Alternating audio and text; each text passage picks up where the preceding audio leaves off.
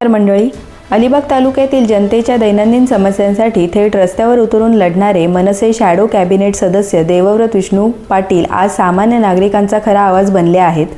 ते जनतेच्या प्रश्न सातत्याने प्रशासनाच्या निदर्शनास आणून त्याच्यावर प्रत्यक्ष उपाययोजना करून घेत आहेत। चला त्यांच्या वाहतूक व रस्त्यांविषयीच्या कार्याचा आज आढावा घेऊया। काही दिवसांपूर्वी कोयनाड नागोठणे मार्गावरील एसटी बस सेवा बंद असल्याने विद्यार्थी, कामगार, बाजारात जाणारे नागरिक यांची मोठी गैरसोय होत होती। या समस्येवर देवव्रत पाटील यांनी ग्रामपंचायत पदाधिकारी व स्थानिक कार्यकर्त्यांसह सातत्याने पाठपुरावा केला।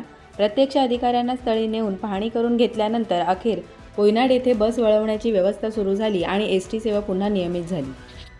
इतकेच नव्हे तर अलिबाग तालुक्यातील एसटी प्रवाशांच्या इतर समस्यांवरही त्यांनी जिल्हा नियंत्रकाशी थेट चर्चा करून अधिक फेऱ्या, अधिकृत थांबे, तिकीट दर पुनर्रचना आणि स्थानिक दुरुस्ती याबाबत ठोस आश्वासने मिळवली।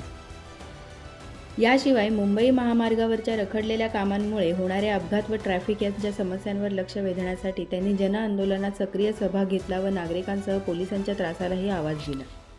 दरम्यान एसटी महामंडळाच्या निष्काळजी कारभारावर तीव्र शब्दात टीका करत त्यांनी स्पष्ट केले की जनता ही आकडेवारी नसून मानक आहे आणि जनतेच्या शब्दासाठीच प्रशासन अस्तित्वात आहे। बरोबर पेण नागोठणे रस्त्यावरील श्रीगाव पुलाजवळील सार्वजनिक बांधकाम खात्याचे अपूर्ण व धोकादायक काम नागरिकांच्या जीविताला धोका ठरत होते।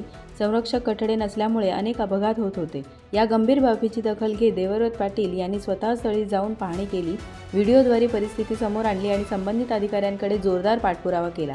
त्यानंतर प्रशासनाने तातडीने संरक्षक कठडे उभारण्याचे रखडलेले काम पूर्ण करण्याचे आश्वासन दिले आहे। एवढंच नाही तर आतापर्यंत त्यांनी रस्ते, पाणी, वीज व आरोग्य अशा अनेक समस्यांना प्रशासनाच्या निदर्शनास आणून योग्य ती कार्यवाही करून घेतली आहे। अशा या विश्वासार्ह कर्तृत्ववान व्यक्तिमत्वाला भरघोस मतांनी विजयी करा। तुमच्या पाठिंब्यामुळेच तुमचे प्रश्न प्रभावीपणे सुटू शकतात। त्यामुळे येत्या मतदानात नगारा या चिन्हाला मतदान करून त्यांना विजयी करा। धन्यवाद।